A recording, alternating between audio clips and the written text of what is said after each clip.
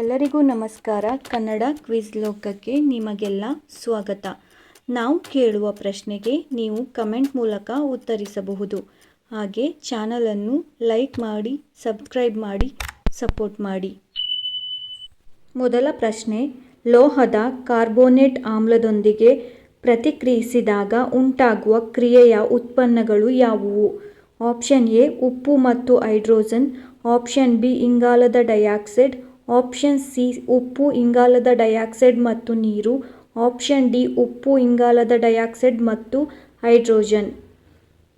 ಸರಿಯಾದ ಉತ್ತರ option C ಉಪ್ಪು, ಇಂಗಾಲದ ಡೈಆಕ್ಸೈಡ್ ಮತ್ತು ನೀರು. ಎಲ್ಲ ಲೋಹದ ಕಾರ್ಬೋನೇಟ್ಗಳು ಮತ್ತು ಹೈಡ್ರೋಜನ್ ಕಾರ್ಬೋನೇಟ್ಗಳು ಆಮ್ಲದೊಂದಿಗೆ ಪ್ರತಿಕ್ರಿಯಿಸಿ ಅನುಗುಣವಾದ ಉಪ್ಪು, ಇಂಗಾಲದ ಡೈಆಕ್ಸೈಡ್ ಮತ್ತು ನೀರನ್ನು ನೀಡುತ್ತವೆ. ಸುಣ್ಣದ ಕಲ್ಲು, ಸೀಮೆ ಸುಣ್ಣ ಮತ್ತು ಅಮೃತಶಿಲೆ ಕ್ಯಾಲ್ಸಿಯಂ ಕಾರ್ಬೋನೇಟ್ನ ವಿವಿಧ ರೂಪಗಳಾಗಿವೆ. ಮುಂದಿನ ಪ್ರಶ್ನೆ, ವಿಶ್ವ ನಗರಗಳ ದಿನವನ್ನು ಪ್ರತಿ ವರ್ಷ ಯಾವ ದಿನದಂದು ಆಚರಿಸಲಾಗುತ್ತದೆ? Option A October 28, option B October 29, option C October 30, option D October 31. ಸರಿಯಾದ ಉತ್ತರ ಆಪ್ಷನ್ ಡಿ ಅಕ್ಟೋಬರ್ 31. ನಗರೀಕರಣದ ಬಗ್ಗೆ ಜಾಗೃತಿ ಮೂಡಿಸಲು ಮತ್ತು ಸುಸ್ಥಿರ ನಗರ ಅಭಿವೃದ್ಧಿಯನ್ನು ಉತ್ತೇಜಿಸಲು ವಿಶ್ವಸಂಸ್ಥೆ ಪ್ರತಿ ವರ್ಷ ಅಕ್ಟೋಬರ್ 31ರಂದು ವಿಶ್ವ ನಗರಗಳ ದಿನವನ್ನು ಆಚರಿಸುತ್ತದೆ. 2025ನೇ ವರ್ಷವು ವಿಶ್ವ ನಗರಗಳ ದಿನದ 12ನೇ ಆವೃತ್ತಿಯನ್ನು ಸೂಚಿಸುತ್ತದೆ. 2025ರ ಥೀಮ್ ಜನ ಕೇಂದ್ರಿತ ಸ್ಮಾರ್ಟ್ ಸಿಟಿಗಳು. ಇದು ನಗರ ಜೀವನವನ್ನು ಹೆಚ್ಚಿಸಲು ತಂತ್ರಜ್ಞಾನ, ಡಾಟಾ ಚಾಲಿತ ಯೋಜನೆ ಮತ್ತು ಕೃತಕ ಬುದ್ಧಿಮತ್ತೆ ಮೇಲೆ ಕೇಂದ್ರೀಕರಿಸುತ್ತದೆ. ಎಲ್ಲ ವರ್ಷಗಳ ಸಾಮಾನ್ಯ ಥೀಮ್ ಉತ್ತಮ ನಗರ, ಉತ್ತಮ ಜೀವನ ಆಗಿ ಉಳಿದಿದೆ. ಅಂತಾರಾಷ್ಟ್ರೀಯ ಸಹಕಾರವನ್ನು ಬೆಳೆಸುವುದು ಮತ್ತು ನಗರಗಳನ್ನು ಸಮಗ್ರ, ಸ್ಥಿತಿಸ್ಥಾಪಕ ಮತ್ತು ಸುಸ್ಥಿರವಾಗಿಸುವುದು ಈ ದಿನದ ಗುರಿಯಾಗಿದೆ. ಮುಂದಿನ ಪ್ರಶ್ನೆ, ನಾಣ್ಯಗಳ ಮೇಲೆ ಆಡಳಿತಗಾರನ ತಲೆಯ ಚಿತ್ರವನ್ನು ಪರಿಚಯಿಸಿದ ಮೊದಲ ಶಾತವಾಹನ ಯಾರು? Option A Satakarni 1, option B Gautamiputra Satakarni, option C Vasishthaputra Pulamavi, option D Yajna Satakarni. ಸರಿಯಾದ ಉತ್ತರ ಆಪ್ಷನ್ ಎ ಶಾತಕರ್ಣಿ 1. ಕ್ರಿಸ್ತ ಪೂರ್ವ 2ನೇ ಶತಮಾನದಲ್ಲಿ ಶಾತವಾಹನ ರಾಜವಂಶವು ಮಹಾರಾಷ್ಟ್ರದ ಪುಣೆಯಿಂದ ಕರಾವಳಿ ಆಂಧ್ರಪ್ರದೇಶದವರೆಗೆ ಆಳ್ವಿಕೆ ನಡೆಸಿತು. ಶಾತವಾಹನರು ಹೊರಡಿಸಿದ ನಾಣ್ಯಗಳು ದ್ವಿಭಾಷಾ ದಂತಕಥೆಗಳನ್ನು ಹೊಂದಿದ್ದವು.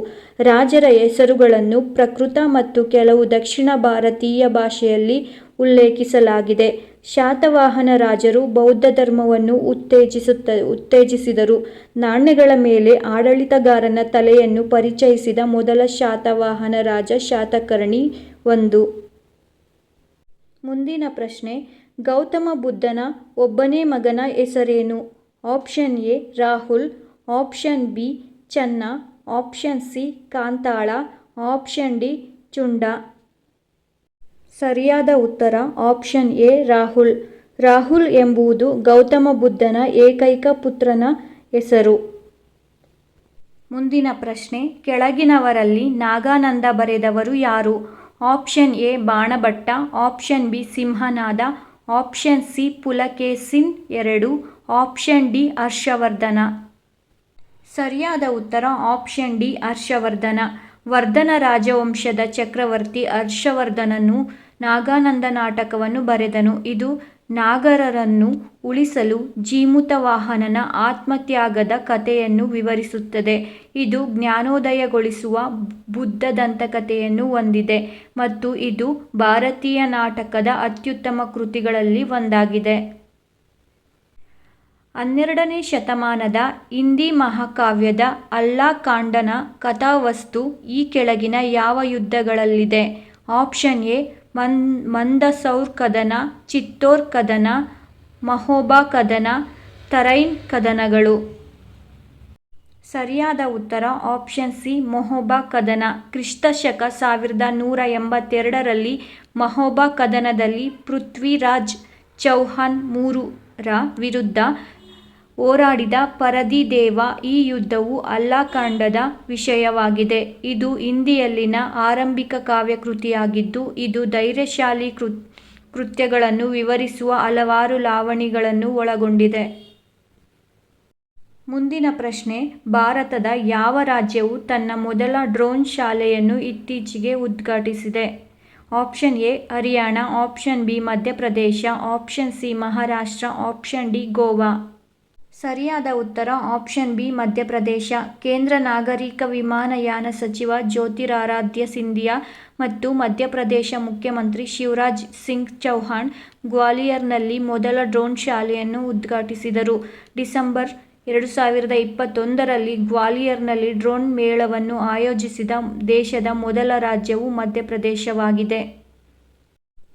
ಮುಂದಿನ ಪ್ರಶ್ನೆ, ಅಮರಾವತಿ, ಅರ್ಕಾವತಿ, ಭವಾನಿ, ಚಿನ್ನಾರ್, ಹೇಮಾವತಿ, ಹೊನ್ನಹೊಳೆ, ಕಬಿನಿ ಮುಂತಾದವು ಈ ಕೆಳಗಿನ ಯಾವ ನದಿಗಳ ಉಪನದಿಗಳಾಗಿವೆ? Option A Kaveri, option B Krishna, option C Godavari, option D Narmada. ಸರಿಯಾದ ಉತ್ತರ ಆಪ್ಷನ್ ಎ ಕಾವೇರಿ. ಕಾವೇರಿಯ ನದಿಯ ಕೆಲವು ಪ್ರಮುಖ ಉಪನದಿಗಳಲ್ಲಿ ಹೇಮಾವತಿ, ಶಿಂಷಾ, ಹೊನ್ನಹೊಳೆ, ಅರ್ಕಾವತಿ, ಕಬಿನಿ, ಲಕ್ಷ್ಮಣತೀರ್ಥ, ಲೋಕಪಾವನಿ, ಭವಾನಿ, ಅಮರಾವತಿ ಮತ್ತು ನ್ಯೂಯಲ್ ನದಿಗಳು ಸೇರಿವೆ. ಮುಂದಿನ ಪ್ರಶ್ನೆ, ಇಂಟಿ ಟ್ಯಾನೇಜರ್ ಇತ್ತೀಚೆಗೆ ಪತ್ತೆಯಾದ ಜಾತಿ ಯಾವುದು? ಹಕ್ಕಿ, ಮೀನು, ಹಾವು, ಸ್ಪೈಡರ್. ಸರಿಯಾದ ಉತ್ತರ ಆಪ್ಷನ್ ಎ ಹಕ್ಕಿ. ಇಂಟಿ ಟ್ಯಾನೇಜರ್ ಎಂದು ಹೆಸರಿಸಲಾದ ಹೊಸದಾಗಿ ಪತ್ತೆಯಾದ ಜಾತಿಗಳು 370ಕ್ಕೂ ಹೆಚ್ಚು ಆಡು ಹಕ್ಕಿ ಜಾತಿಗಳನ್ನು ಒಳಗೊಂಡಿರುವ ಥ್ರೋಪಿಡಿಯಾ ದೊಡ್ಡ ಕುಟುಂಬಕ್ಕೆ ಸೇರಿದೆ. ಪಕ್ಷಿಗಳ ಬಹುತೇಕ ಸಂಪೂರ್ಣವಾಗಿ ಅಮೆರಿಕನ್ ಉಷ್ಣವಲಯಕ್ಕೆ ಸೀಮಿತವಾಗಿವೆ. ಈ ನಿರ್ದಿಷ್ಟ ಹಕ್ಕಿ ಬೊಲಿವಿಯಾ ಮತ್ತು ಪೆರುವಿನ ಯುಂಗಾಸ್ ಜೈವಿಕ ಪ್ರದೇಶದಲ್ಲಿ ವಾಸಿಸುತ್ತದೆ. ಇದು ಎಲ್ಲ ಪಕ್ಷಿಗಳಲ್ಲಿ ಸುಮಾರು 4% ಮತ್ತು ನಿಯೋಟ್ರೋಪಿಕಲ್ ಪಕ್ಷಿಗಳಲ್ಲಿ 12% ರಷ್ಟು ಪಕ್ಷಿಗಳ ಎರಡನೇ ದೊಡ್ಡ ಕುಟುಂಬವಾಗಿದೆ. ಈ ಮಾಹಿತಿಯು ನಿಮಗೆ ಉಪಯುಕ್ತ ಎನಿಸಿದ್ದಲ್ಲಿ ವಿಡಿಯೋನ ಲೈಕ್ ಮಾಡಿ, ಶೇರ್ ಮಾಡಿ, ಚಾನಲನ್ನು ಸಬ್ಸ್ಕ್ರೈಬ್ ಮಾಡಿ. Thank you.